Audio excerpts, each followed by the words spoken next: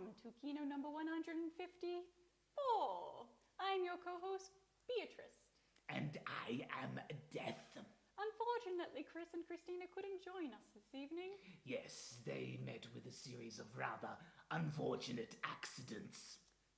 Nothing that you were involved in, right? No, my dear. Oh, fabulous. Now we don't have to call the police then, do we? No. But of course, we shall have to be taking over proceedings tonight. Ooh, good. I bet you will be much better than them, won't we? Rather. So, for those of you who have never been to a kino before, what we are a open mic film night. So, what this means is, we do not pre-screen any of the films you have seen this evening. You could be someone who has never made a film before, or you could be someone with many years of experience. Interesting. And how does one get involved? Quite simple, actually. Visit kinosydney.com or any of our social media outlets such as KINO Sydney at Facebook, Instagram, and Meetup. Oh, fabulous. Now, shall we kick on with tonight's show? Yes, we've got many films from around the globe. Ooh, like where? Spain. Ooh, and Vancouver? Germany. Melbourne? And finally, Sydney. Ooh, so shall we kick off with something from Sydney then? Quite. Our first film for this evening is Duffridge by Joseph Schneider.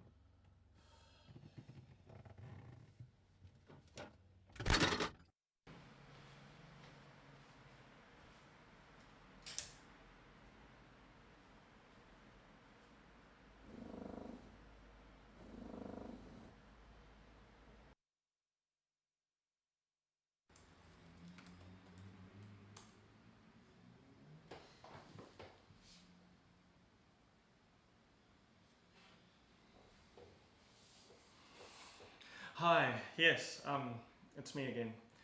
Yes, so unfortunately my fridge has been making funny noises and I was wondering if you could send someone over to have a look at it. Oh, today? Yes, no, that'd be great. Yep, same address. All right, then see you soon. Bye-bye. Thank you. Bye.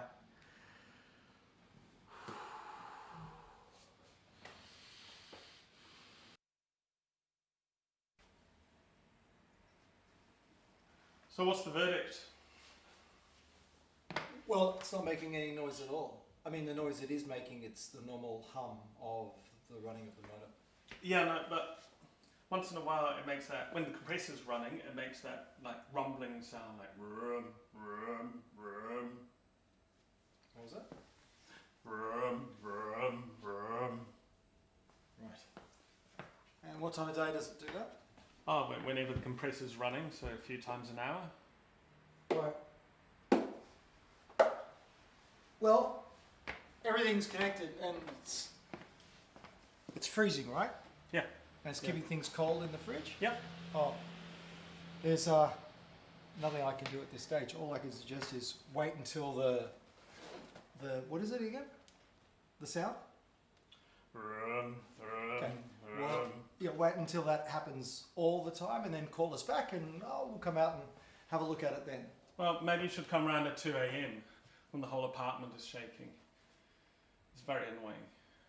Are you sure there's nothing you can do? It's under warranty. Give us a call in 3 months when it gets really bad. Okay, thank you.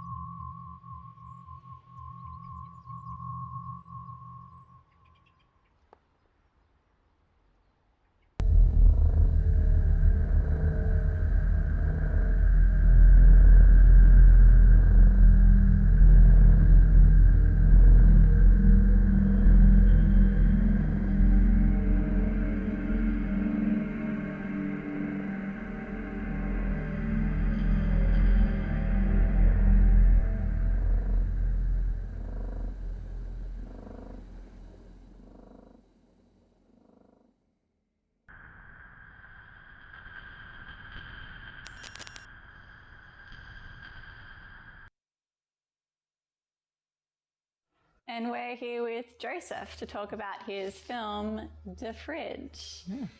Apparently there's significance behind the title. Can you tell us? There's a Dutch cult horror classic called De Lift, where a lift becomes sentient and starts murdering people in all kinds of different gruesome ways. I mean, it's a pretty common theme because it's... Take the stairs. Take the stairs. For God's sake, take the stairs. And so I thought I'd just steal that wholesale. And even though fridge isn't a Dutch word, I thought they'd just go along with the same theme. Yeah. Yeah. No, I'd never heard of it. Oh. Up until this point in time. Oh, yeah. It even had the same colour schemes and everything. Right. More pink though. And you can see it on YouTube for free. Yeah, in great quality. Yeah. Okay. So, it's a laugh. Yeah. Well. So, how old's the film? It's from the 80s, 86 or something like that. Right. Yeah. Yes, and apparently lots of people know it. I've only seen it recently. Yeah. My Dutch friends are always talking about it. I mean, look, I'm just ignorant, so... Okay. I hate film. So you've kind of mimicked the colour schemes. Yeah, not intentionally though. I realised after, because I actually shamefully only watched it recently, The Lift, and it was like, it's got kind of red and green and things like that. Yeah. That was the green was more for to be able to render sort of have dark, and I found it was a good combination to make the red pop out and make it look like it was dark. It added as contrast. Yeah. While not being too dark, we tried various different colours, and green just worked the best. So that's what we stuck with. Yeah. Well, that was one of the things that stood out to me was that really good use of lighting and just locking your shots, like even towards the end with the strobing, and you use that a couple of times, but man, it's effective. It looks great. Oh yeah, and it's very cheap, so you can just go to JCar, buy a $90 LED strip, and that's it. It's out of the box. Yeah. So, wow. So for the ones where the red light comes from outside the camera, the LED strip was hanging behind the fridge. And then for the ones where I'm in the bed and having a nightmare, it was just around the room. Okay, so it's just literally, you're just using the one. You didn't have to tailor make like a specific rig. You just use the same strip and just wow. Yeah, and it's just $90. So right, and that's pretty much how much I spent on the whole film. Yeah, that was your budget. It was just solely on the lights. Yes. I think it was a good investment. Yeah. Yeah. So that was just for the red lights. Was that the same with your green light source? Oh, with the green light source, we just put so I've got a friend who studied filmmaking, and he had a bunch of gels lying around and various different lights that he came along with. And installed those. So that was it, really. Right. Yeah. And so this is your first Kino film. It is, yes, finally. What a film. You've been coming along to all our screenings now for the past few months. Yep, that's right. Yep, well, since last year. Yes, exactly. Yes, and every time I come, it's like, gosh, I should really make a film. Yes, and... How did you find it, all in all? All in all, I found that I just had to keep persevering and just not stop. Because it's so easy to just want to be, no, let's do that again, or to make it perfect. And it's just like, no, just have to keep going, otherwise it'll never come out. So, so I think that was the main thing. The main thing I learned from the whole thing is just to keep going. Yeah, absolutely. We're really glad you did, because it's such a fun film. And very glad you liked it. Yeah. Sorry, you're about to ask? What was I about to ask? So did you edit it as well, or? No, so my friend edited it. Yeah, okay. So Julian Vincent, so he's my friend who did the movie studying. He was the one who was pretty much always behind the camera and who did the editing and came up with, had some of the equipment and came up with quite a few of the ideas too. Yeah. So without him, it certainly wouldn't have been what it is. Yeah, it was very much a collaborative thing. Yeah. He seemed to be really happy to be to be participating. Oh, good. Yeah. And I know you mentioned off-screen, but we'll mention it now. Yes. So you're a theatre actor primary, or you started out in theatre and got into it? So I've been doing, so I do mostly theatre plays. I've been doing like 1 or 2 plays every year for the last God knows how many years. And and so this is something that it was really second time that I did something on the camera, and I found it quite different. Like looking at it now, it is overacted. I think it's like there's a but maybe a bit over the top. Maybe for the next film I'll try and tune it down. I've talked to various people about it and how it's more on film. It's more about the eyes and more about the being very natural, whereas on stage you're trying to exude as much emotion as possible a lot of the time. And also, you don't have an audience to gauge off of when it is just a camera. Absolutely. Yeah. Yes. So that's But I would also counter your criticism of like performing big. I think it kind of needs to be big because we're dealing with a murderous fridge just rampaging. So in a way it's not that so bad, I guess, because it is I guess a bit over the top, and then it's meant to be it's a bit tongue-in-cheek. Really. It's meant to be sort of comedy, horror, and there's other bits if you when the blood is coming out on the side, you'll notice it suddenly goes bloop. Because Julian was blowing into the tube, and then so how was that achieved? Filling a see-through tube, plastic tube with our blood concoction. That was then put under my arm and to the back of my head. And then he was blowing into it from behind. Okay, It wasn't very long, so when you reach the end of it, it would go. Okay. If you see the blood splatter, you see it bubble. I thought I noticed that in the fridge part. Did you do the same with the fridge? Yes, exactly. Yeah. Although that was oh no, wait. I'm thinking of there was some what looked like ice melting in reverse, like a reverse shot. No, am I making that up? Cool. Well, there was some ice melting, but that wasn't in the bed scene. No, but when the fridge is letting out its fluid to kill me, that's also when we used the tube. And that was a difficult shot. Like, actually, we found out that working with liquids is very hard. Getting just the right consistency, just the right viscosity, getting it far enough and everything. Yeah. We must have spent 3 hours just on those 2 very short segments. And then also falling over about 30 times. I'm pretty sure I was mildly concussed by the end of it. And sick of also constantly wiping up the fluids after we'd done the shot. But it was fun, and I think it was worth it. Yeah. Oh, excellent. Yeah. So, I guess any tips for any would-be filmmakers? I don't think I don't know.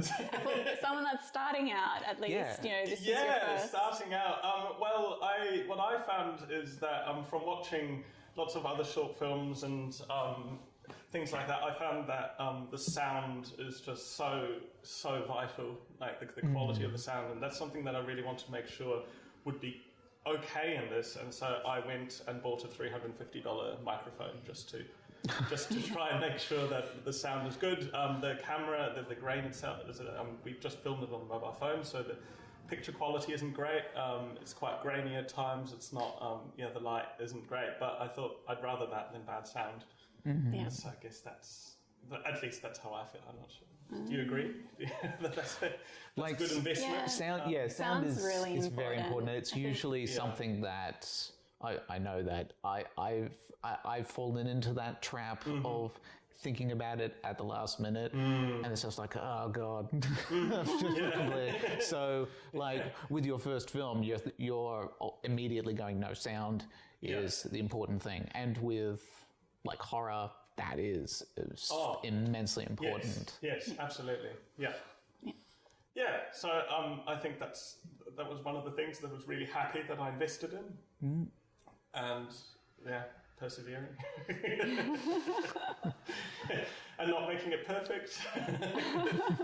Oh, that's the KINO way. Sorry, next time it'll be perfect. That's fine. Well, hopefully we do see you next time. And it doesn't take so many months. Oh, well, I don't know. I've got a lot of...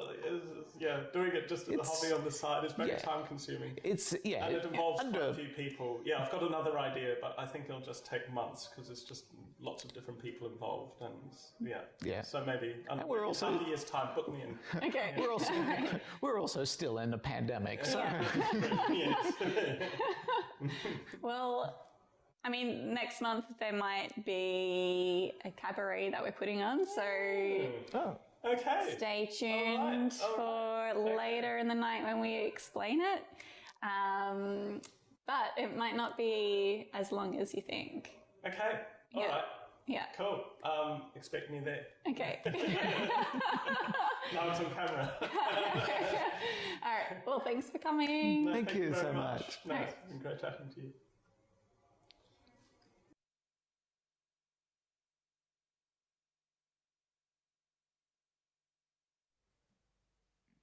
Oh, that was marvellous, marvellous. Right up your alley, wouldn't you say?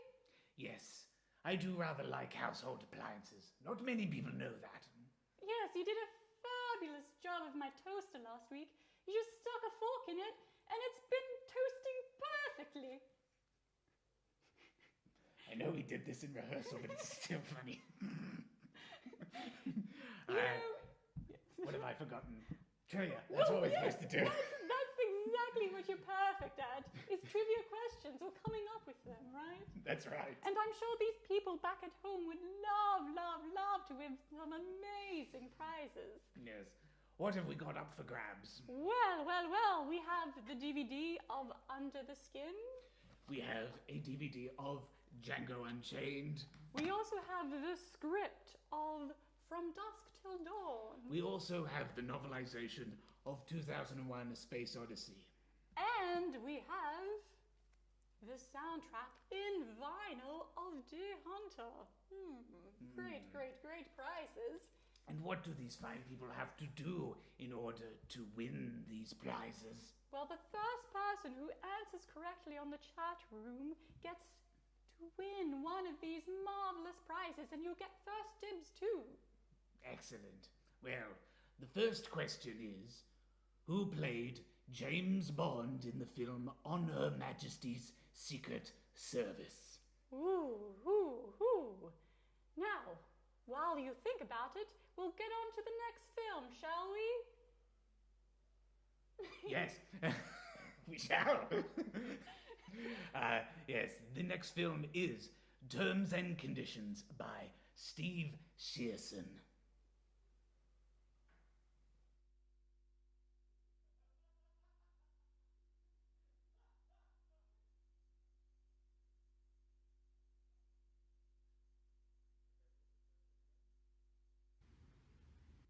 Ugh.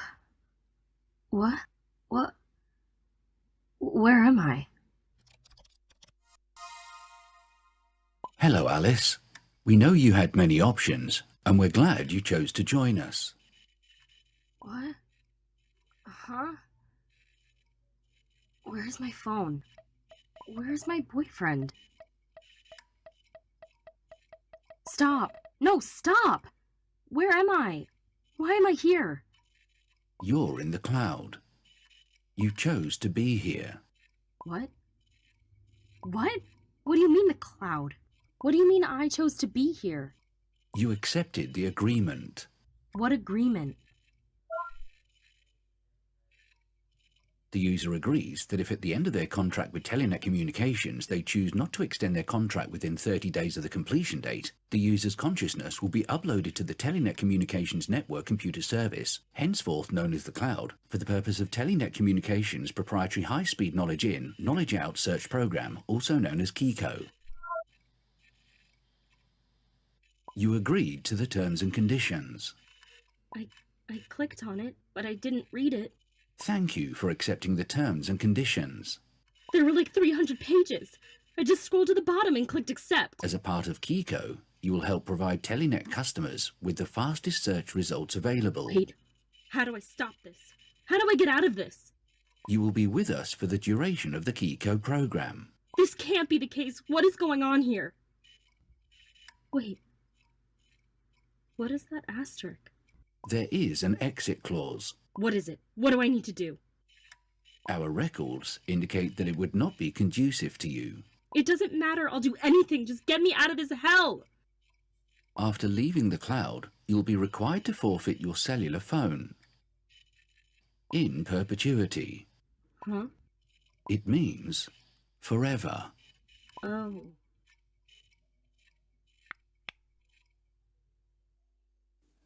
Hey, Kiko, is an egg a fruit or a vegetable? Ugh. I'm sorry. I didn't quite catch that.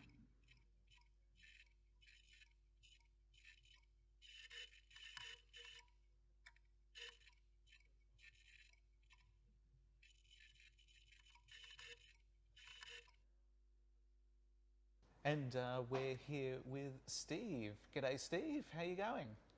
Good, good. How are you guys today? Yeah, not too bad. So terms and conditions. Can you tell us a little bit about your film?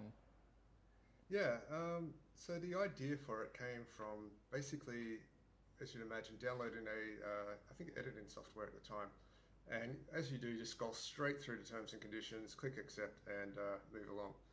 And that was kind of got me thinking, and it kind of revised the old joke in my head that when you click on those things, you're signing away your firstborn child.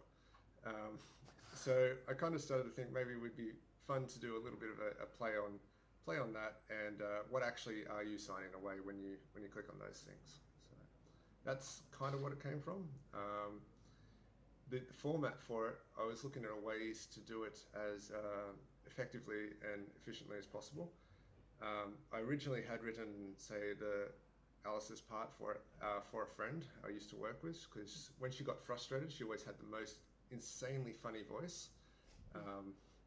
But in the end, I ended up looking at a different way to handle it, and I was looking for voiceover artists on Fiverr, where I managed to find a really good gentleman in the UK and a really good lady in California, and got some really nice natural accents for it out of that. So it's kind of how it kind of came into being for the short that was. So yeah. Cool. Yeah. Well, you mentioned a bit about the format. Was that was that meant for phone audiences, or had you planned to have the portrait mode? I was thinking about it for a long time, because I come from a more like a filmmaking background. I do visual effects for feature films, and I've done that for quite some time. So I'm much more of the landscape format than any kind of vertical format. But as I was writing it, the more and more I got into it, the more it made sense for it to be viewed on a phone and viewed in a vertical format, because that was what she was signing away. That's how people would be watching it. I contemplated doing it in both horizontal and vertical formats, but it didn't make sense, and it made more sense for it to be a vertical format show for it. Yeah. I think that's probably the best format. It works either way, sort of long widescreen and yeah. And you mentioned you have a background in VFX. So how long did it take you to design the whole user interface of the mobile phone? Well, before I did visual effects, I used to do industrial design. So I still have a bit of design connections, and I do odd graphic design projects on the side. So what it was a bit of an investigation into kind of all the chat apps that are out there, all the kind of app animations, and just anything to make it feel like a could be any kind of chat app or any kind of computer app that you've downloaded on your phone to fill it in place. So that took a little bit of time. It was kind of spread out over a bit of time, the whole production for it, due to some work schedules at work. But I'd say, it probably took about 30 hours or so to come up with something that I was quite happy with in the way it was working, in the way it was shaping, and the way it kind of felt like this could be a phone app that you're viewing there. So, yeah. Yeah. Like it definitely feels like a product that would be out there, so it makes sense that you did a hell of a lot of study beforehand and a lot of production research. Yeah. And it shows, definitely. Yeah. It looks crisp.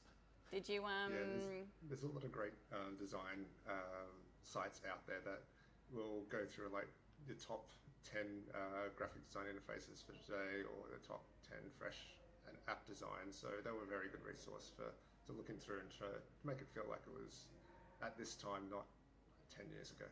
So yeah.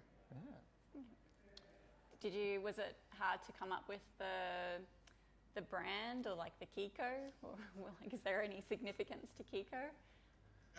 The KIKO was just kind of a knowledge in, knowledge out thing. So I was trying to make it sound like it could be any kind of random telephone company that does kind of have a word that makes sense. Well, not really makes sense, but fits into that kind of two-syllable range that most of them do, like Telstra, or over here we've got TELUS. And it just, to fit into something that could feel like a generic computer company. So, yeah. Nice. I guess, do you have any, tips out there for any would-be filmmakers out there? Yeah, there are a lot of good resources available that you don't have to spend a heap of money on. I think the one I used for this was getting the voiceover was for Fiverr.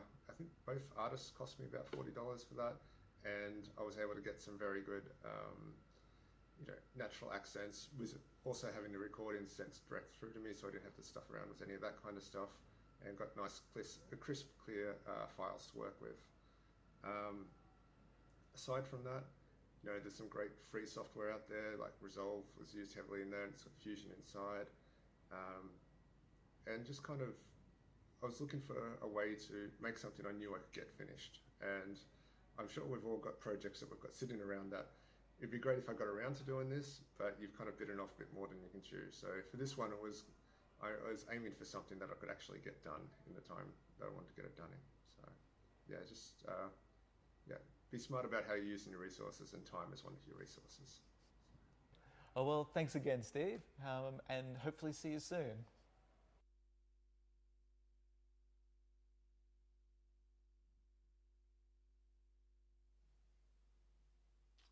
Now that we're back, how have we done in the chat line? Has anyone answered the question, Mr. Social Media Mogul? Hello, yes. Thank you, Beatrice. I am Social Media Mogul. There's plenty of chatting in the chat room, and a lot of people down from Melbourne. Hello, Melbourneites. KINOites down there as well.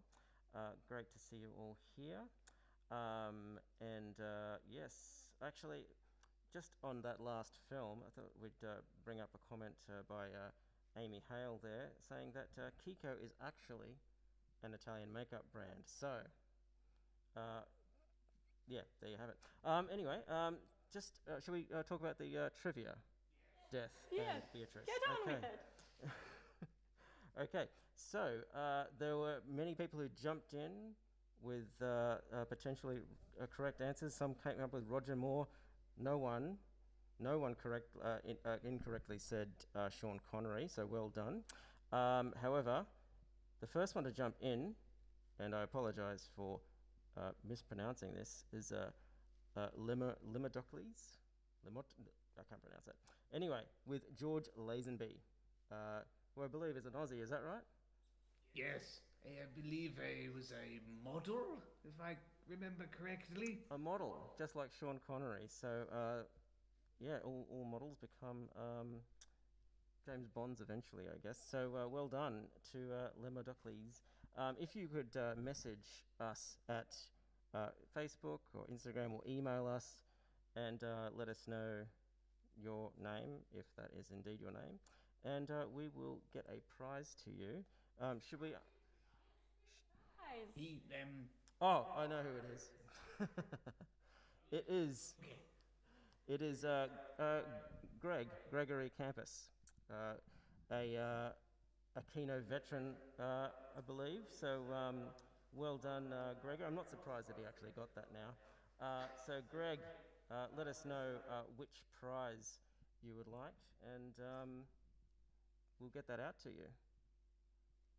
Thank you very much. Excellent. Well done. So, on to the next film. Now, we should say that there is a bit of male nudity in this next one. Tasteful male nudity, but just a heads up. Yes. Now we'll be watching Edworth by Billy Hyman. Please enjoy.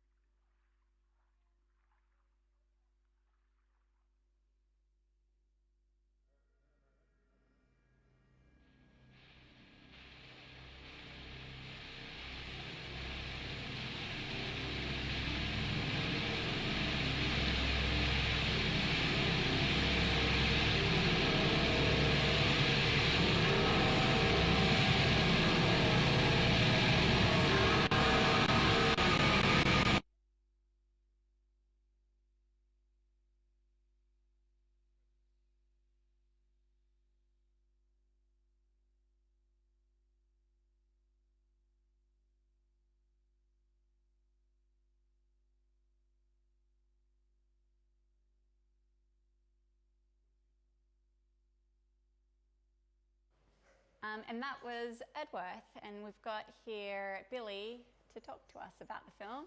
Hi, Billy. Hello. Hello. Thanks for screening. Is this your first time to KINO?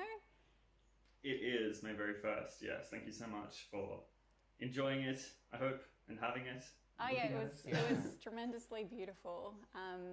Just the visuals are breathtaking, and the sound and rhythm. It's so well put together. And just the overall design of the film, that's just so concise. Thank you. Had you? I noticed. So you're a costume designer, but you've also written and directed the film as well. Yeah. I wrote it, I co-directed it, and costume designed it. Yes. It was my background in the industry is in costume. I work as a costume art finisher, so I'm a breakdown artist, which is quite like sort of story based in clothes. And I started doing costume design when I was at film school, which was like 10 years ago now. So yeah, my history has been a mishmash of writing stuff, directing stuff, and working quite heavily with costumes and costume departments. So. So you've had then previous experience directing as well? Yeah, in shorts. So I've only done a couple of shorts. Like I've done 3, I think. I did some in high school. I've done, a couple of different things. And I did subjects directing at film school as well. But it's not my main discipline. I sort of dance all over the place, I suppose. But I do love I just love storytelling, I suppose. So wherever I have an outlet that I can do that, I do that, whether it's creative directing and photo shoots or, working on, characters, costumes and things like that. Wherever I can tell a story seems to be where I'm drawn to. Well, with this film, you can really see the strong impact that the costumes make in the piece. And Thank also you. like the color scheme between the white and the black. Yes, yeah. The film was a concept that sort of like existed for a couple of years before it was made. It was a general sort of idea. A lot of it was based on the location where it was filmed. So we had that location. Me and Mitch were made aware, Mitch, my co-director, we were made aware of like this beautiful location. And it just sort of sat in the back of my head, like ticking away as this incredible, crazy maximalist location that I just really wanted to shoot in. And then sort of, it just sat there burning away and more ideas started like piling on top of it, I suppose. And then we approached Mustache Magazine, who produced the video. And we approached them with the idea for them to produce it, and they then said, well, we've got an issue coming up and it's about alter ego, and that kind of already bled into the ideas that were in the film about sort of dealing with something that's not quite on the surface, and different sides of you coming forward, and duality and things like that, gender queerness, like those sort of elements. So using the black and white just helps sort of strengthen that theme as well. Yeah, it was all of it was kind of tied into like a lot of like the floral. There was different like deleted concepts like in the costumes and stuff that were tied into some of like Baroque mirrors in the house and stuff like that. But a lot of it was tied into the location. It all just sort of was all symbiosis, like off each other, I think. But yeah, a lot of it came from the location itself.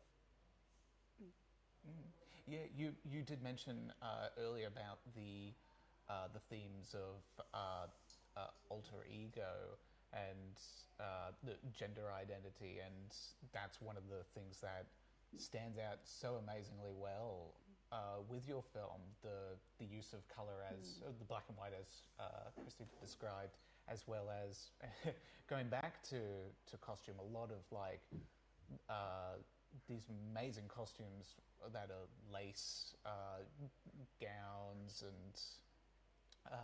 and how that ties into the environment as well.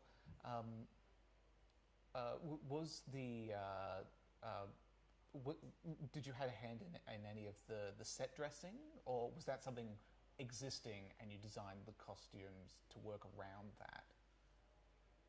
It was both. So, for example, like the floral room, that room existed. So the room that has the wallpaper, the couch, the bed, clothes, the everything all floral, that all existed. We then found a curtain fabric from an op shop that was so similar to that whole room that then, yeah, we had shirt, tie, matching pants made in that fabric for him to disappear into the walls basically, and then eventually his face completely disappears also. So that was that, you know, it was obviously, you know, because there's a lot of stuff in it, but it's like, that was more of those sort of like mental health type topics, I suppose, where it's, you know, literally like disappearing into the walls. In the middle of the night, that all came about, you know, as something the location enabled us to execute quite well, if that makes sense. You know, like it existed and you're able to go, okay, well, I know exactly what to do with that, and where that fits into this story. In terms of like the set dressing, I had a great production designer and co-production designer in Laura Drummond and Jess Moxon, and they both came onto the project and worked with what was there, as well as bringing like, for example, the table, which was covered in rotten food and rotten flowers and stuff. They did all of that stuff in prep, so we were only on the location for 2 days, and yeah, they did all of that beautiful work, you know, offset and brought that in and dressed existing tables and things like that. And the owner, Phil, was really great at giving us access to different things in the house and things like that to use and move around. But yeah, it was sort of a mishmash of, I suppose, production design in terms of art direction and bringing things in, as well as stuff that was pre-existing and already there. But there was a lot there, as you can see in the video, like this, in the film, like there's like a lot in that house to work with, yeah. It's so it's meticulously kind of detailed. Yeah. Yeah, I mean, it's that house was like a labor of love of Phil's husband, who had passed not long before we shot there.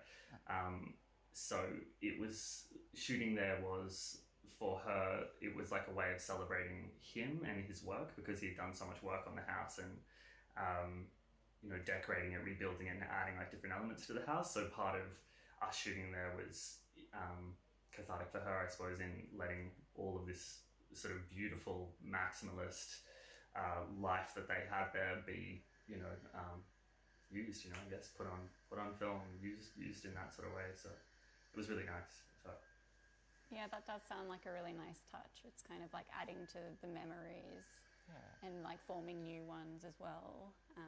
Yeah. She was pretty stoked as well. It was nice, like, you know, she was there the whole time.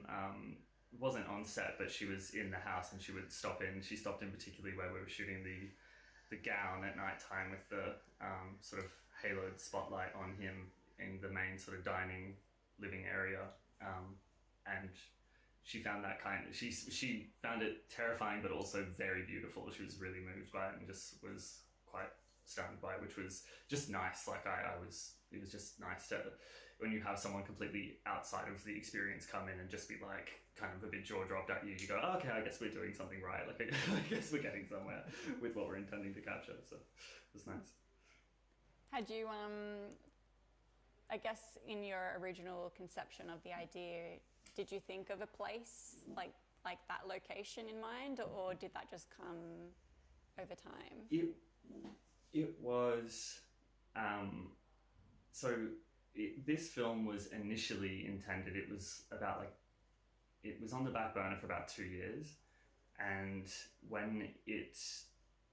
it originated was, there was a film, one of my other shorts that I directed with Mitch was for an antique company, where we were using a lot of their Oriental pieces, their Asian pieces, and like Chinese antiques in a video, and we were sort of creating like this high gloss, very alienated from space, white backdrop, very fashion forward, very show studio Nick Knight vibe promo video for them with a woman. And this, in its very, very early conception, it's much different from that now, was designed to be a use of more Western antiques with a male, so they were meant to be a brother and sister companion films. So the location came from the antique place. They said, we know somewhere that you could, like, I proposed the concept to them and said, I'm thinking this, I'm seeing this sort of, you know, slightly nightmarish, but beautiful vision inside, you know, a very like antique place using some of the antiques that were at that business. They didn't end up going for it at the end. They were happy with just the one film that we did. But then, like, that location, I guess, just sat in the back of our minds for a while. 2 years, I suppose, in the back of my mind anyway.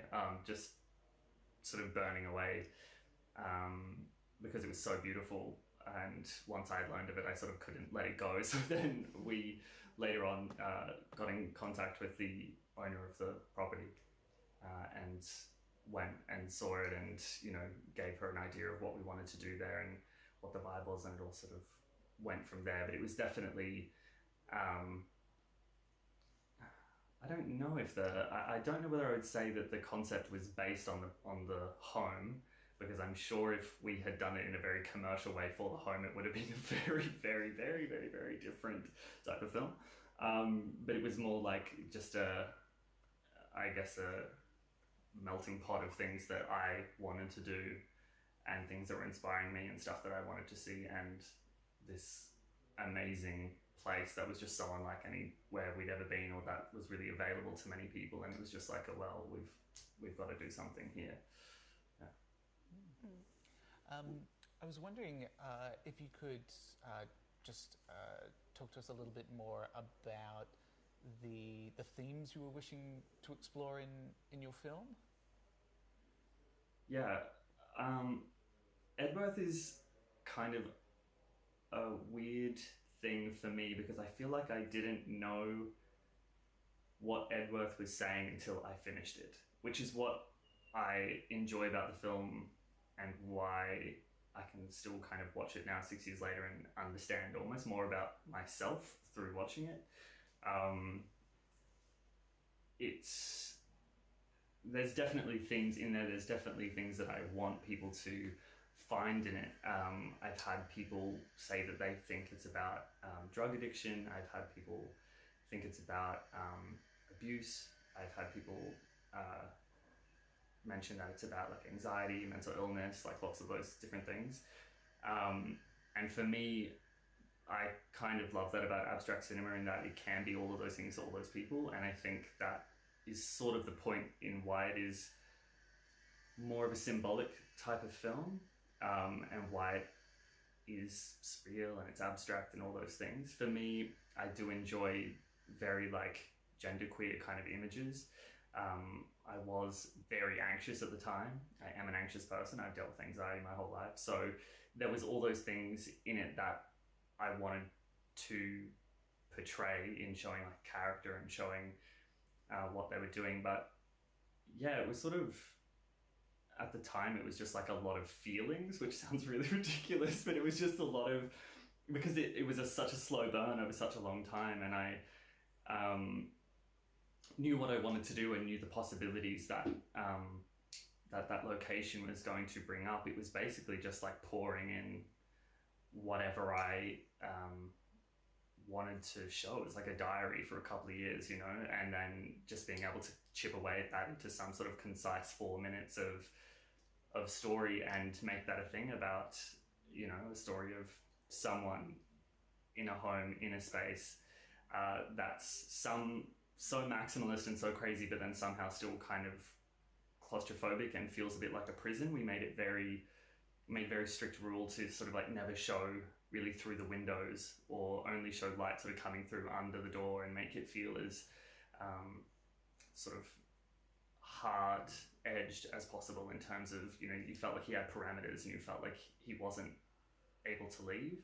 And then everything else, once you sort of set up that environment, you can just sort of play with so many different ideas and themes. So yeah, it's just like a big melting pot, and I just wanted people to be able to see what they saw out of it and get from it weird things that I still discovering it today. So yeah, absolutely. Yeah, you can really get that sense, that feeling of anxiety, like come through. Pensiveness. Yeah. Yeah, I mean, definitely the anxiety part of it is there. Like that's definitely not really masked at all, I suppose. Like there's definite parts where we were trying to show a panic attack and we were trying to show those things, but in terms of what he is scared of or where the anxiety comes from, the brilliance of a short, I suppose, is you have that time to show something, but you don't necessarily set up much before it or explain much after it, and so it just enabled this period of time to then allow other people to inject their before and their after, you know, like see and imagine in their own minds where he came from and how he got there, I suppose, which is, was a nice thing to do, I think. It's such a good way to approach it. I really like the ideas behind it, and it just totally seems well executed from the first conception to the end product. Thank you. So thank you so much for showing us your film. And we hope to see more from you in the future. Yeah. Hopefully.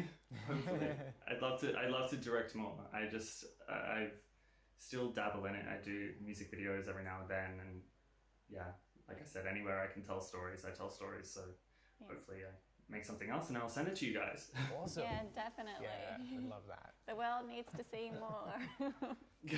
Thanks so much. I love that. Cool. Well, thank you so much for screening with us tonight, Billy. Thank you so much. Hope you enjoyed it.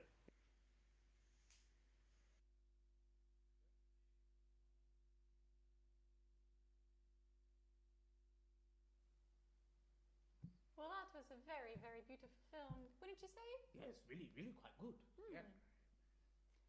And I believe the directors of most of our films are online. So if you do have any questions about their marvelous films, do please ask. Now, we shall move on to our next piece of film trivia. Yes. Unfortunately, Deer Hunter has been won. So you still have Under the Skin, From Dusk Till Dawn, Django Unchained, and 2001: A Space Odyssey up for grabs. What is the next question? It is, what Agatha Christie novel is getting a forthcoming film adaptation? Excellent. Well, while you're busy guessing that, let's move on to our next film, Sugar Wars by Josh Belafont.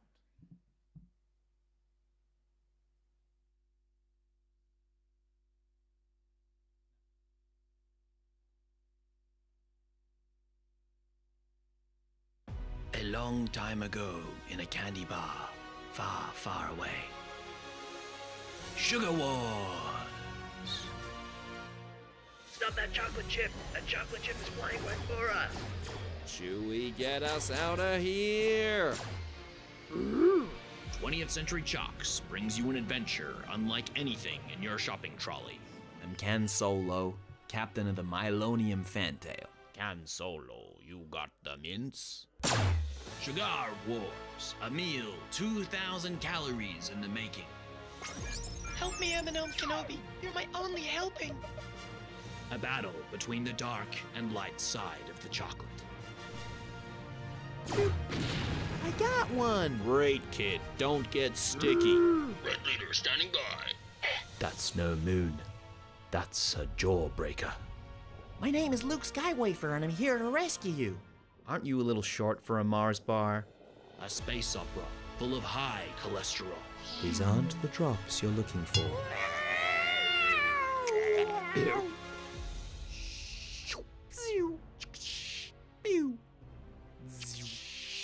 He told me enough. He told me you fudged him. No, lollipop. I am your fudge. No.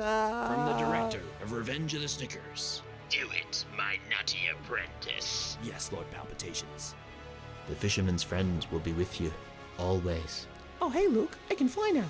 Starring Mars Hamill as Luke Skywayfer, and Candy Fisher as Princess Lolly, and Chewie Barr as Chewie. What got solo? Jaffa the Hutt and Hubba Bubba Fett. That's Mr. Hubba Bubba Fett to you, punk. Oh my, can Solo rescue me? Cigar Wars, coming to the confectionery aisle this Chucktober. Terry or not, there is no try on Dagobah. We're doomed. We're doomed.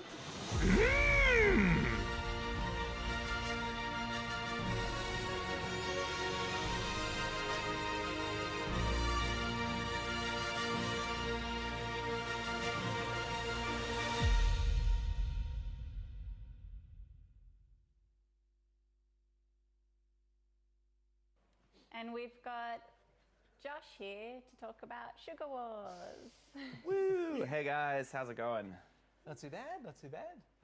Yeah, first up, thanks for screening your film tonight for us. Thank you for having me, guys. I see you've continued on your sugar candy film saga. Yeah, I think I'm just on a giant sugar bender at the moment, and just kind of leaning into that universe that seems to be being created by candy bars. Like a trilogy. Yeah. Yeah, like a trilogy. I don't know if it'll be a trilogy of Sugar Wars films, I should say, but probably a trilogy of candy bar animated films nonetheless. Have you got new candy bars this time? New candy bars for the next one, you mean? Yeah.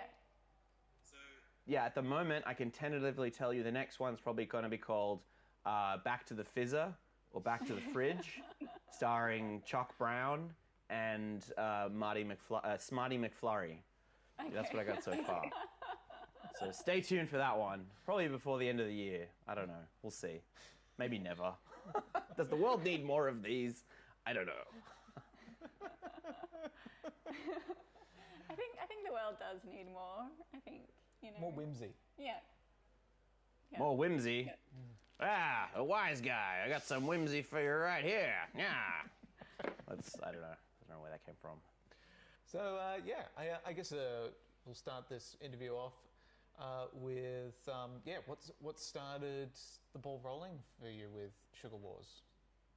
I think I made the first animated film, The Big Sweet, and then kind of just getting back in touch with my love for stop motion animation and just doing things rather quickly, and the joy of making a film without a crew, I guess because I'm only accountable to myself, and I also wanted to work with people like yourself, Chris. I saw like your surfing animation and I was like, oh, wouldn't it be cool if Chris drew some amazing backgrounds.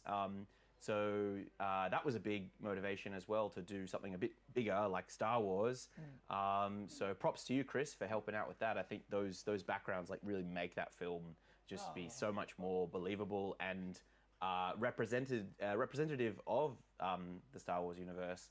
And I guess the other thing that was relevant was that I wanted to create the film in a way that I wasn't just doing what I did in The Big Sweet, which was kind of taking screenshots from the films and animating from those. I wanted to very much create all of the assets myself as much as possible.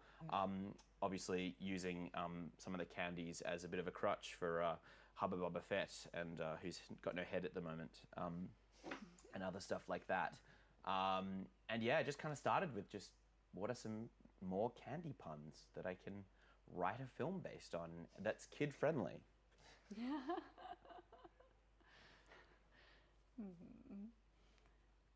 Did you give Chris any direction into what backgrounds you wanted, or did you let him? I said, Chris, just make some Star Wars happen.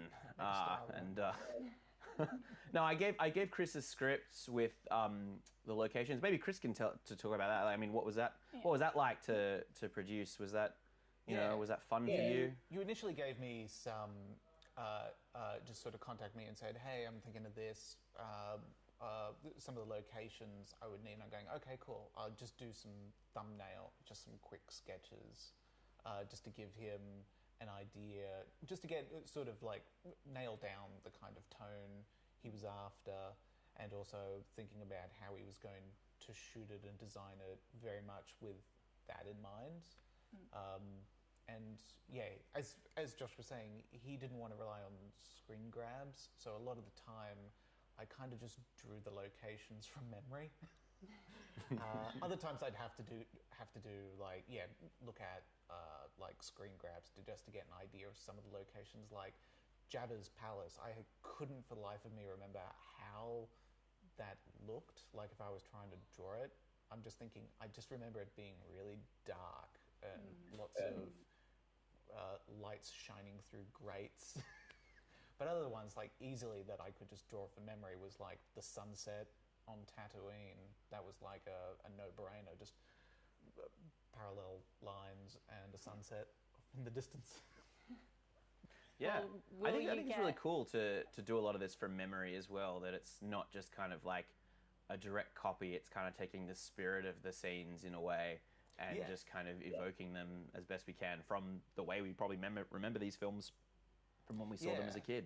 And also, I was like, I spoke with you obviously when we were discussing this, like going off of like what Lucas was inspired by, like mining like French comic book artists like Mobius and the guys that did Valerian. I can't remember their names. Is that Luc Besson? Yeah, no, the guys not the director. The designers. Yeah. Yeah. Anyway, if you want, look up. For those of you at home, look up the Valerian comics. They're beautiful. They're gorgeous looking. Mobius. So there was a lot of that, a lot of cross-pollination there. That's all I have to say. It was awesome to have you on it, Chris. I don't think I could have made it in the time frame that I made it without your help. And obviously, the film, I guess, was the big motivator for making the film was this My Road Reel competition, which is on now, and it's kind of just an excuse to get something made, put it on YouTube, screen it for people like yourself, and then have something made, I guess. And I'd never entered the competition before, so that was a big motivator for actually doing it. So in terms of my Back to the Future candy film, I guess I'll have to find some other motivation for that, or just do it, and then I will have made a trilogy of the world's best films, but in candy form.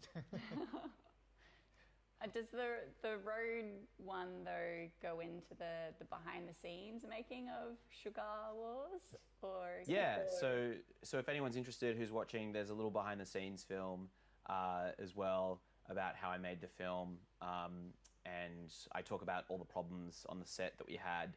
A lot of the actors really struggled working on the green screen.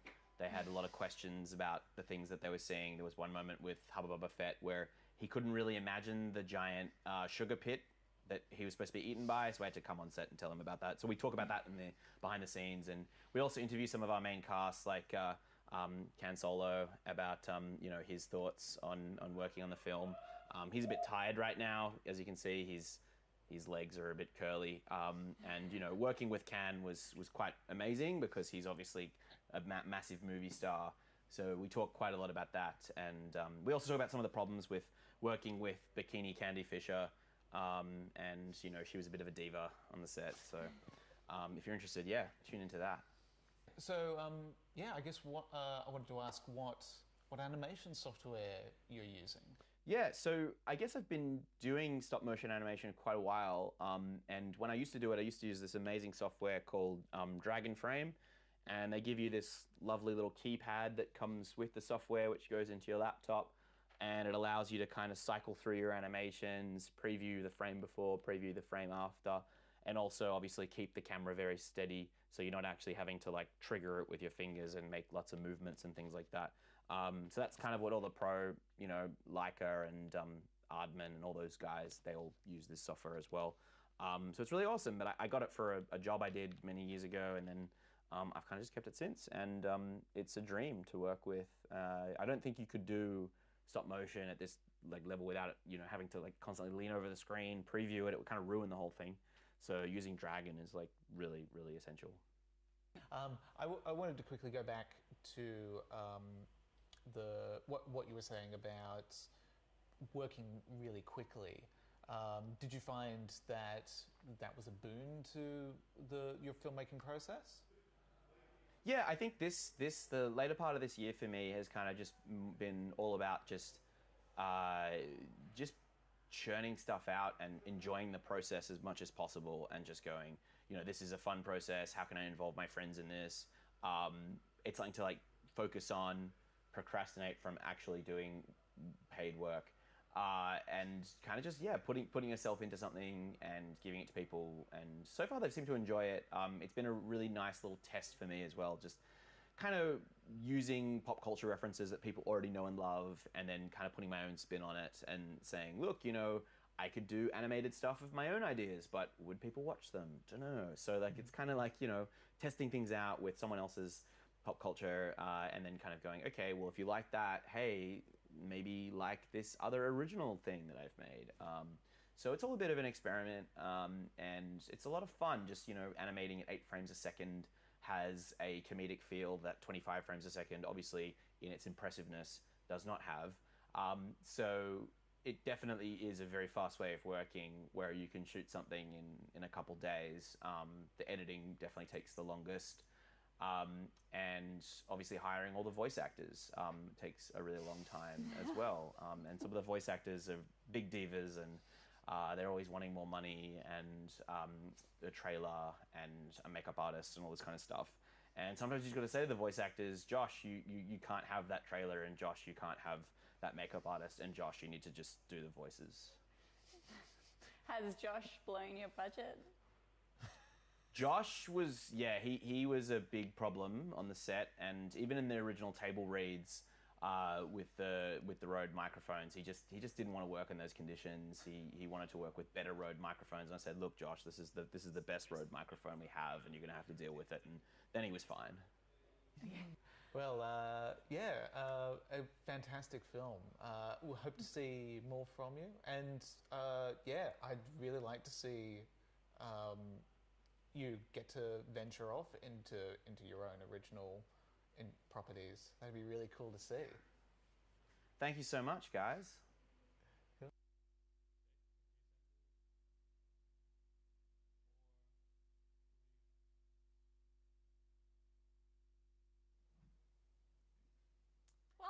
Welcome. Most excellent. Well, now we shall move on to another piece of... No, we did that. Yes, now, this is the bit where we announce the winner, which was... Greg! He did it again. He struck twice. So, Greg, please do let us know what your next prize is. You've still got Under the Skin, From Dusk Till Dawn, excellent, Django Unchained, and 2001. And... Oh, the answer. Oh, the answer, yes, the answer. That's important. But what was his answer? It was Death on the Nile. On the Nile. Death, you should have known that one. Leave me alone. It's my first time doing this in thousands of years. I'm nervous. Well, but I rather enjoyed that stop-motion film, yes. Yes. Some fine work going on there. It was fabulous. I think it was only really created in... Only a few days. Some very, very quite tight turnaround for such an exceptional piece of cinema. Yes, it is. But you know what else? What? You know what? What else? Sorry. What else is there? Well, KINO Cabaret is going to be on next month.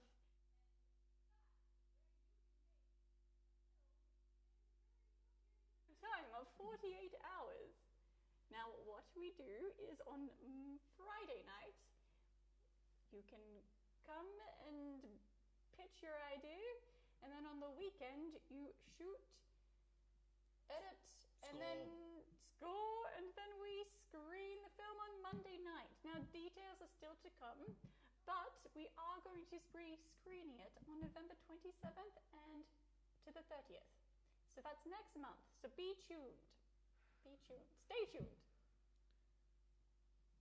Most exciting. I feel so alive. Right. Now, on to our next film, which is Arachne by David Lojek and Dieter...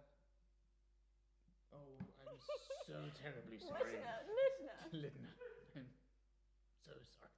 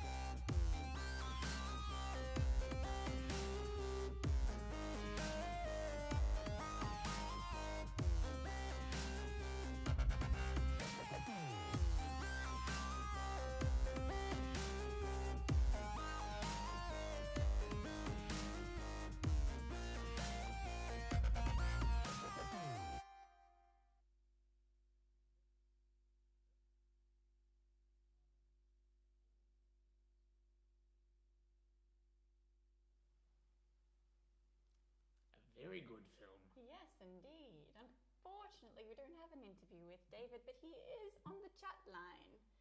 So please ask him as many questions as you would like. I noticed that was made in one of the KINO cabarets in Austria.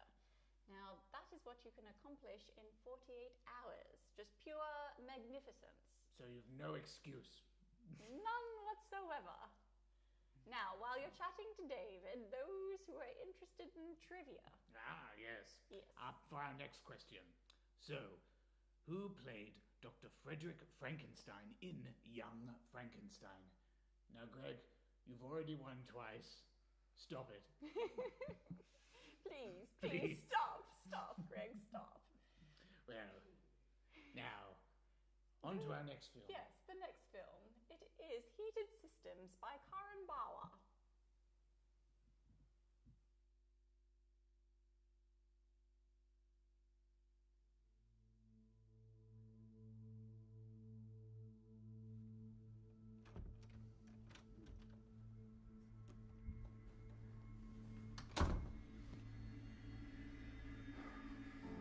Bring yourself back online, Ellie. How was your day, Graham? Lose the accent. Let's do American today. How was your day, Graham? Not good at all, actually. No, I got fired. But you do not seem to be on fire. No, don't worry. I'll teach you what that means one day. Your systems may be heating up. Have you initiated a diagnostic? Humans don't need diagnostics, Ellie. We simply suffer.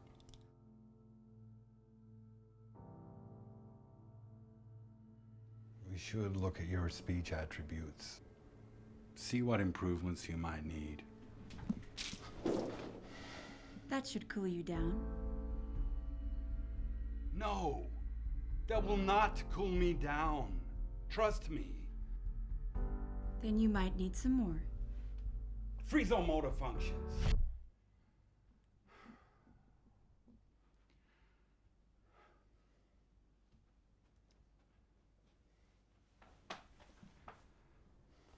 Maybe this way you'll listen to what I have to say.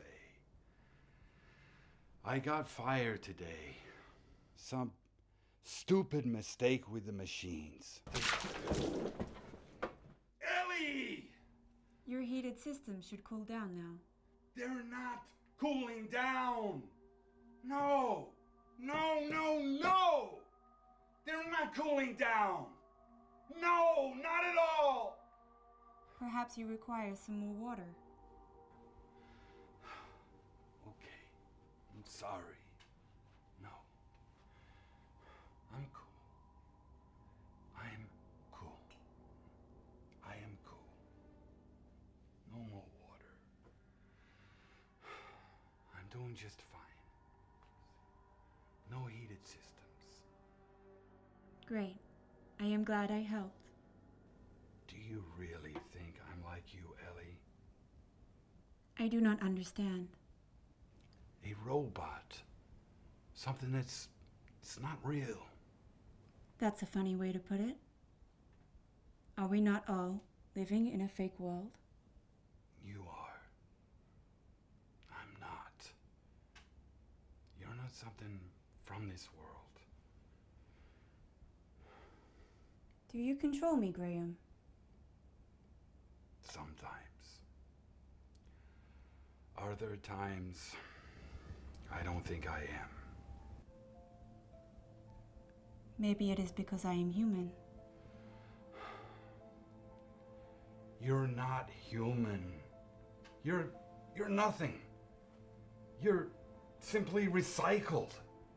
A glitchy recycled machine.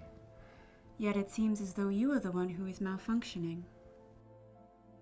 You seem to be uncontrollable. You should be reset. Ellie, put that down. Now let's go to the lab and get you fixed. You misunderstand. I was not created. I am from this world. Ellie, put that down. Freeze all motor functions. It is you who needs to freeze all motor functions.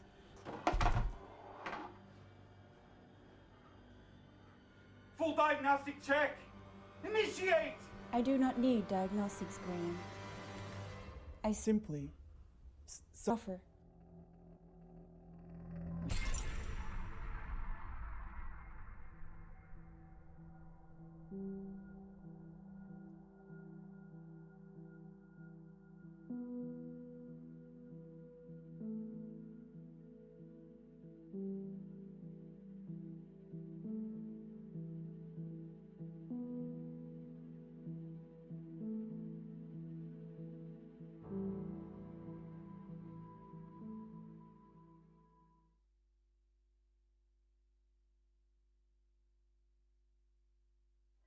And yeah, so now we have Curran here with us to talk about his film. Oh. Hello. Hello.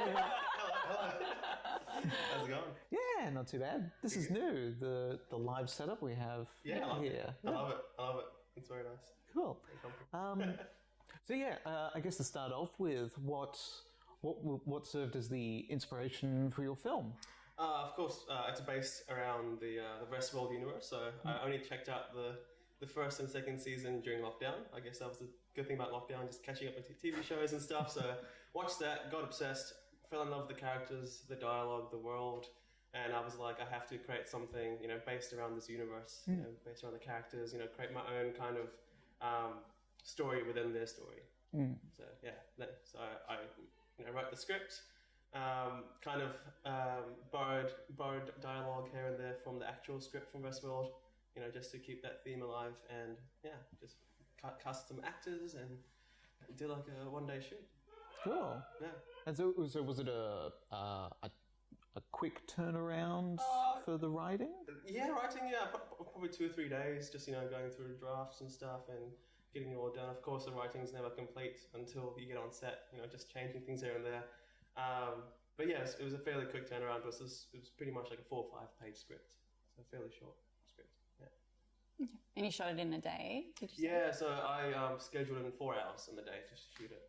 Okay. So got the actors in. I think it was 12 p.m. start, 4 p.m. finish, and it was just one scene in one location, so it made it easier to meet that deadline. Yeah. Yeah. And you've been filming this during the pandemic, I'm assuming? Yeah, pretty much after the lockdown, after our restrictions started easing up. I asked everyone before and on set if they were okay with just being around other people. Yeah. I'm sure they were, because they actually came. So and yeah, it was just like 3 or 4 of us in a confined space, so it wasn't too bad. And we had hand sanitizer on set. Yeah. Yeah. Just like to keep protocol. Yeah. Did you, when you wrote the script, did you do any kind of pre-rehearsals, or it was just pretty much from script to shooting? Pretty much script to shooting. I did get, what's it called? I did get one of the actors, Morrison, to send me through a casting tape, and yeah, that's about it. There was no real rehearsal, so to say, until we got on set, and we just, kind of just went through the dialogue and the action, and just 20 minutes before the shoot started. Right. So yeah. And was there did any of the actors sort of like give any suggestions as to possible ways of delivering lines, or did they have any, not or give any suggestions of their own? Like, was there sort of like chopping and changing as you were shooting? Yeah, every now and then, especially when it came to the accents. Because of course the Harbour Bridge is in view in the film, but I wanted American accents just to liven it up a little bit and make it more make it fit more in the Westworld universe, just having American accents. That was the main thing that we started playing with, and especially when it came to Shalane's voice, when she was doing the robot voice and everything, going back and forth with that. Even though we did that in post-production, putting the effects on her voice, we did play with other types of things, like her eye flickering. It was her idea to make her eye flicker and every now and then. So that worked out really well. Yeah, that was good. So was it intentional then to have the location in Sydney, or not so intentional? Not so intentional. I think there was a space we had available, and I tried to get rid of the opera house by just bringing up my highlights in the background and stuff, but I just left it. I thought nice to have a sort of a backdrop just in case. Not opera house, sorry, the Harbour Bridge. Just to have that backdrop just in case. Just gives it more depth. Well, yeah, the hints in the dialogue seem to suggest that sort of modern day Sydney is one of these sort of theme parks, because I haven't seen the Westworld series, but I get the general idea. It's like this sort of robot theme park. Yul Brynner's goes nuts. Yeah, that's it, pretty much. That's pretty much. Well, the idea of like these artificial intelligences who are essentially just used as for our entertainment. They start slowly evolving and kind of get sick of the way we treat them like garbage, essentially. Sustaining consciousness, I guess that's the main thing. And that was the idea I fell in love with, like just showing how the story could just do a full 180, and the robot can become the human, and can become the robot, that kind of thing. So it all just boils down to perspective. Yeah. For sure. And that was evident in the script, where I'm going, where's this going? And going, right, yes. Yeah, and I borrowed some notes from Ex Machina as well. So that was a really nice ending to that film as well. So I was like trying to convey that idea that they're smarter than they seem. Yeah. Yeah, it's such a good film. I always love that kind of that human versus robot and which one's more human kind of concept. It's so thought-provoking. Well, it can be Yeah, totally, and it gives that space for just putting some visual effects in there as well. Like there's any excuse to put some visual effects in a sci-fi film. So I wouldn't say I went to town with it, but I went to I tried finding as many possibilities, as many opportunities to put some visual effects in there, like her having the screen come up when Graham is turning her on, and other instances where even with the frame rate, going into slow motion when she's about to hit him at the end, just playing with different things that could actually just move the story forward, I guess. Had you had some of those effects in mind before production, or it would just all came after? All came after, yeah. I guess it was more in the case of I kind of just believed in myself when I wrote the script, because I knew something would come up where I would need visual effects, so I could just figure it out on set and do it in post. Yeah. Right, so you went in not knowing it and going, oh, can I do this? Let's just give it a shot. Literally. Yeah. Because this is really actually, I would say it's a good and bad habit. I love shooting handheld. I always start off tripod shots, but when things get more intense, I go handheld, show everything. And I just throw away the shot list halfway through as well, because handheld is very improv, almost guerrilla-like. And when it comes to drama, it's risky, but it helps when it's when it's in your favor. And there was the last shot where she is going to hit Graham with a vase. I had to shoot that in reverse, just so she doesn't actually hit him. So she starts off close to him and then pulls away, and then I had to reverse that shot. So that was something that I had to. So that's something that I thought of on set. I couldn't have planned that. If I planned that, I wouldn't have done it as good as I did it then, just to pull it off. Yeah. I guess because there'd be much more of a faster motion going up. Definitely. And it's for the safety of the actor as well. So that worked out well. So a lot of these techniques, like doing the VFX, planning those shots in reverse, is this something new for you? Not so much. I think it's something that I've developed, especially because I'm usually a one-man band. I usually do guerrilla filmmaking, just film what I can. And it really does help when I'm the editor as well, because I'm editing the film as I'm filming it. So it really, I guess in my head, I'm always sure that I've got the right shots and I've got enough shots to fill in everything. So I guess I've just developed that over time, because I've filmed so many events, weddings, I'm building the story in my head. establishing shots, mid shots, all that kind of jazz. So Yeah. It's really helped like doing corporate videos, weddings, events, like I said, and like into the whole drama and film world, because when you're editing it as well, just like I said, just creating a story as I go. Yeah. Even though the story's right there, but just making sure I have enough shots to cover it. Yeah. No, it's fascinating to see your evolution with going from film to film. It's really cool to see. Yeah, that's cool. Because I guess I've been screening for 2 years now. Would you say 1 or 2 years? Yeah. At KINO, yeah. Yeah, it's been fun. Yeah. Oh, good. Cool. That's cool. Well, thank you so much for screening tonight, Karen. No, thank you for having me. Cheers. Great. Thanks.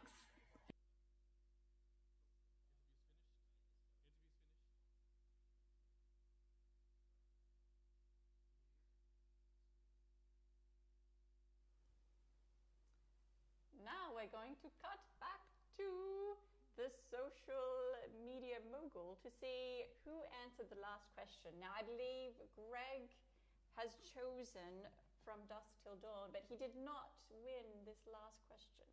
So, who was it? Social media mogul? Okay, so on the social media, on the chat in YouTube here, we've got a few people who tried to answer the question, and it was K.S.E.S.S who guessed correctly. Oh, okay. Okay, apparently my volume was not up, so you didn't have the pleasure of my dulcet tones. I'm sorry about that. So, the winner of the last trivia question is K.S.E.S.S with the answer Gene Wilder, the late great Gene Wilder, who played Dr. Frankenstein in Young Frankenstein. So, well done to you. Get in touch with us. And what prizes does he have to choose from? Or she to choose from? We still have the novelization of 2001 and a DVD of Django Unchained. Please do let us know what you would like. And while you decide, we shall screen our next film, which is Much Ado by Chris D'Souza.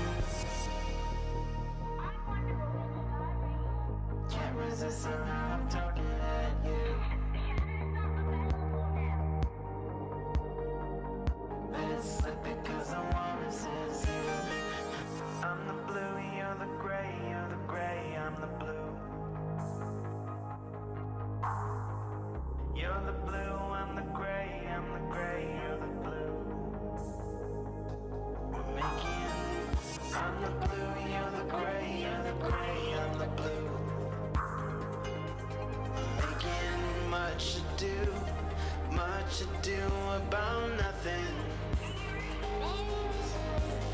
Much ado about nothing. Baby, let's let it die.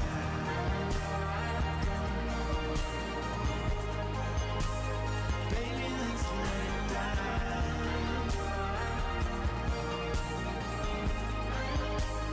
Baby, let's let it die.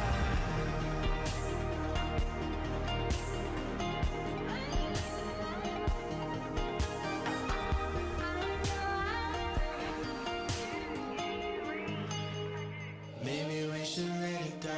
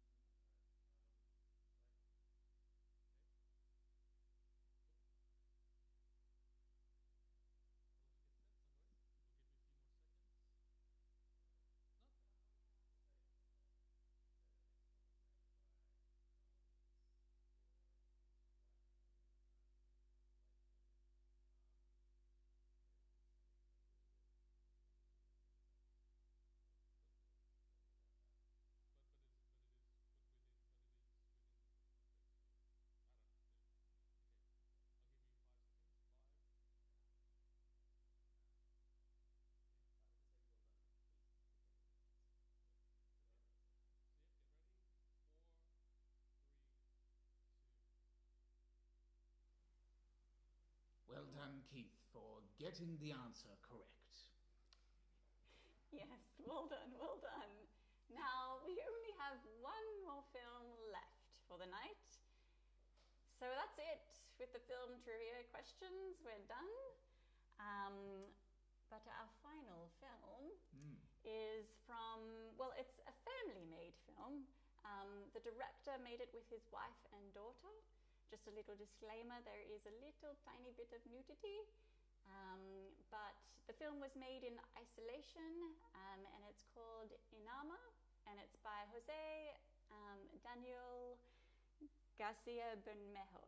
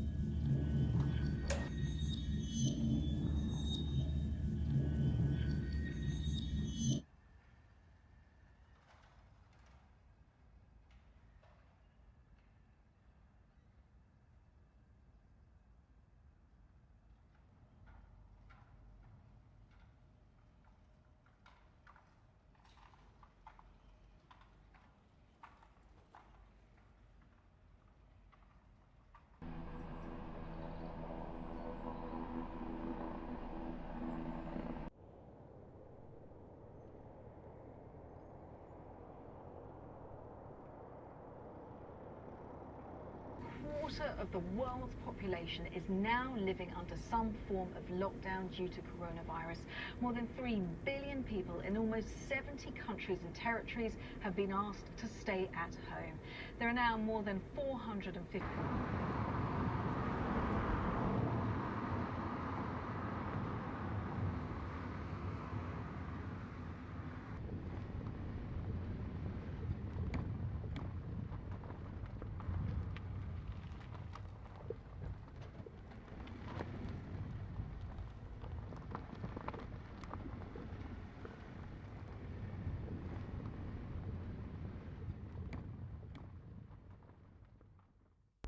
They will look to increase now the penalties of people violating the strict lockdown there up to €4,000. And if you are in quarantine and you therefore breach that quarantine, you're looking at a possible 5-year jail sentence. So that's the severity.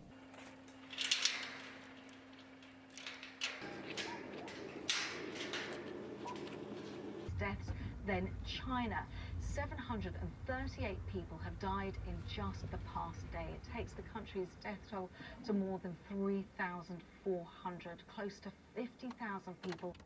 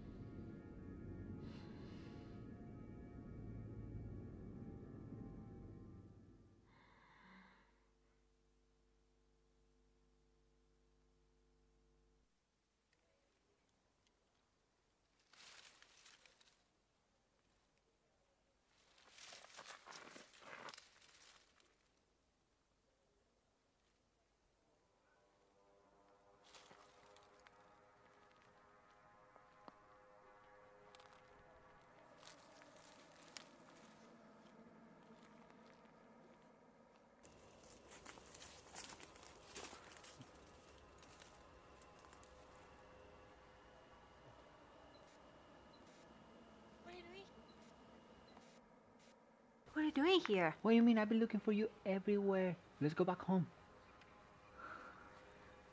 It's been so long. What? You should have come.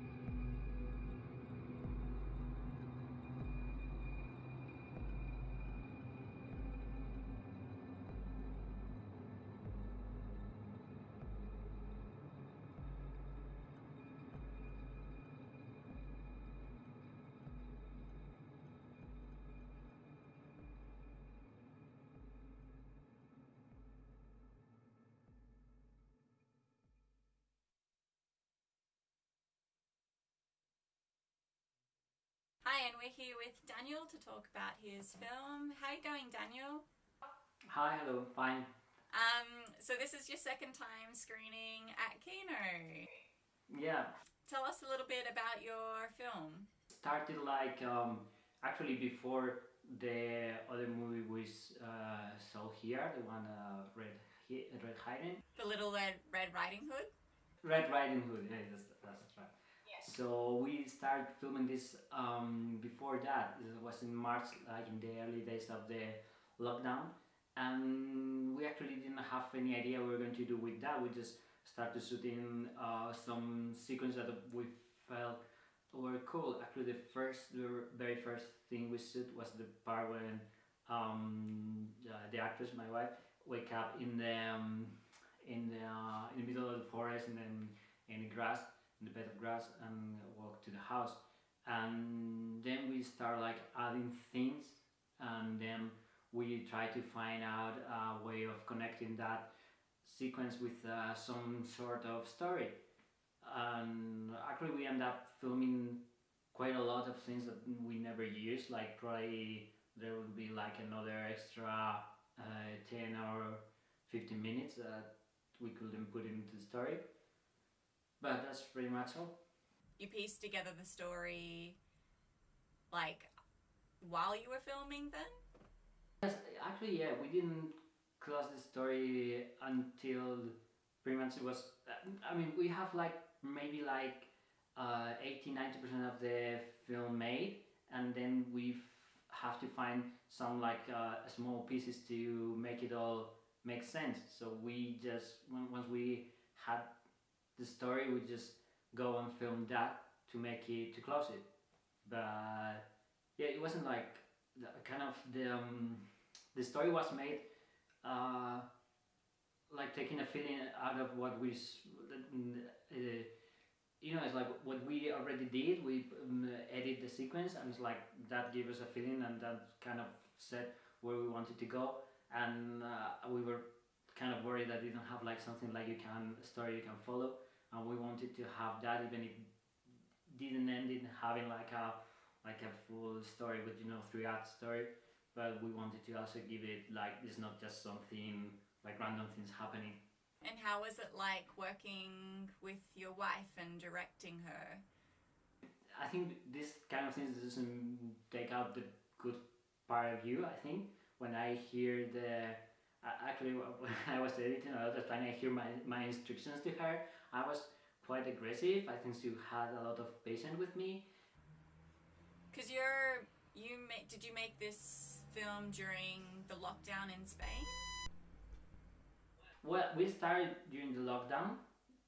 That's basically the part we filmed in the house. But eventually we were like working this like for 5 months. So eventually the lockdown ended. So that allowed us to shoot things like in the car or in the forest. Yeah, we did it, I think, from lockdown to lockdown because we were in lockdown again. But in the meantime, we had some free to move, so that was allowed us to film other things. And I noticed there was like quite a David Lynch inspiration. Did you draw inspiration from Lynch or any other filmmakers? I feel like it's so cool, everything he does, that I don't know, it's like I wanna have it too. But I think it's like, it's like stealing too much from not like his mood, but the tricks he used, he used are very kind of cheap tricks, but he make it work very, very well. I don't think we used the tricks, but we didn't have that feeling. So no. No, I think I think you did well. Like I liked the scene where the hand kind of disappears in the mirror when it grabs the triangle, and that was like a very Lynch feeling. But it was like it worked really well. Actually, I don't think that comes from. I think the part is like more like Lynch is when the girl disappears. Like it's like this kind of like pixelated feeling like it's like this digital image disappearing. The thing of the triangle was more like we have that setting, and it's like that idea come during the editing, and we just did it because it looked cool and looked like, you know, it's like give it a ghost feeling. This was, but I don't think that was inspired by anything. It's like actually for a long time I thought that was very funny, and it wasn't like we were not planning to use it at all. I think you never stop thinking about ideas, but I think because of the situation we are now, it's pretty much the same in Spain. It's like we still not, well, we're in lockdown. We went back to lockdown like this Friday. So whatever you want to do, you have to be kind of with the same resources. Like you have to be shooting at home, and you have to shoot it with kind of relatives or people close by. So it's going to end up looking the same. So I don't know. I think we'll be working on stories or whatever, but I don't know if we are going to film something immediately. But it will be cool. Well, your first film, your daughter was the lead, and now this film, your wife is the lead. Should the next one mean that you're the lead? No, that's absolutely no. It's not going to happen. I wish I could do it but I don't know. I don't know anything about acting. That means that I don't know how to act myself, and I don't know how to ask somebody to act. So it's like, that's why I think we ended having this like silent person just moving around. But I think it would be cool to, you know a bit about work with actors, like have like a couple of actors and just have like a sequence which is like more based on the acting than in the photography. I think that will be something cool to do in the future. Well, I think with the limited resources that you have, especially being in lockdown, like you're making exceptional films. So looking forward to the next film you bring. Thank you. I actually, one thing we love to, because this has been like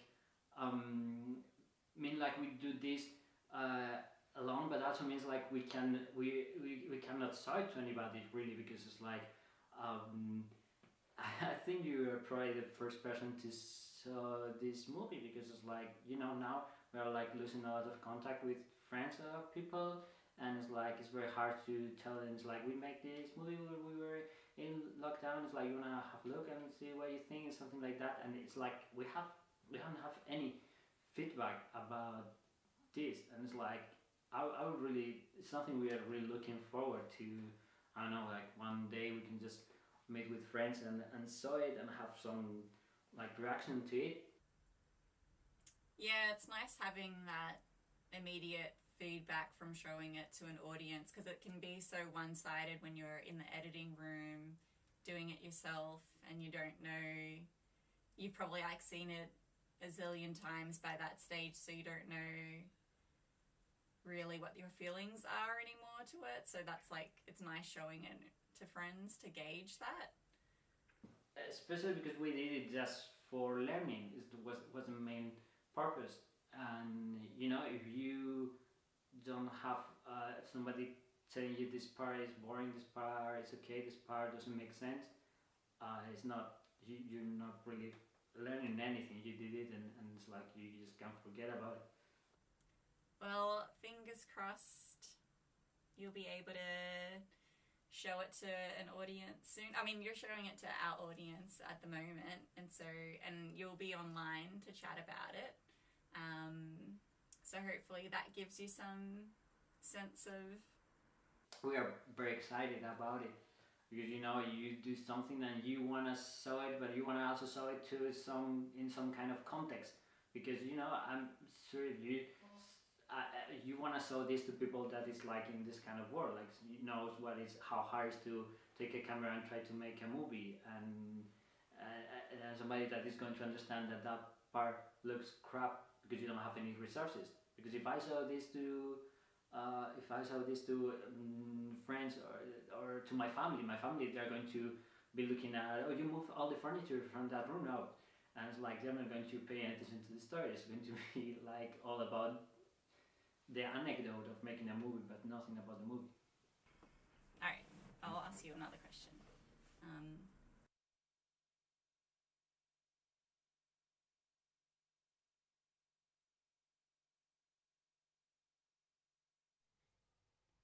And we're back. That's the end, guys. I've forgotten what voice I was putting on. That's okay. I've forgotten. It was high-pitched. So anyway, yes, that is the end. Thank you all for joining us this evening. We hope you've enjoyed yourselves immensely. We will be back next month on November 30th, but it is our cabaret special. So from the 27th of November to the 30th, it will be a 48-hour film challenge where we'll pitch ideas, shoot, edit, and screen it on the 30th. So stay tuned for details. A very big thank you to all of our filmmakers tonight. Yes, of course, of course. And Sun Studios, as always, for letting us use the space. And thank you to Brian and John as well, behind the scenes. And thanks to the audience out there. That's it. But before we go, we have one little thing that we must do, which is... We didn't rehearse this. Happy birthday! Oh no. Now we'll enjoy a scrumptious cake while you guys... I feel that's metaphorical. Yes, it's Dad's birthday. Dad's birthday. Happy birthday, Dad. He turned 34. Can you believe he's only been killing for 34 years. 34 young.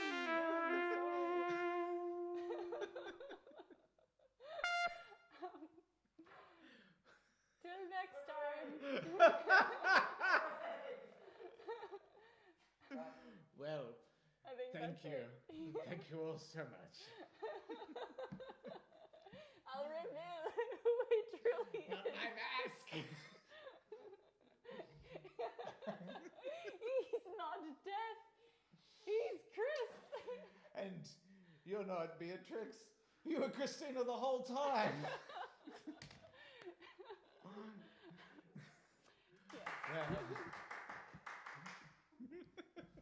Thank you. Thank you all so much. And thank you for the Now birthday get out of wishes. here.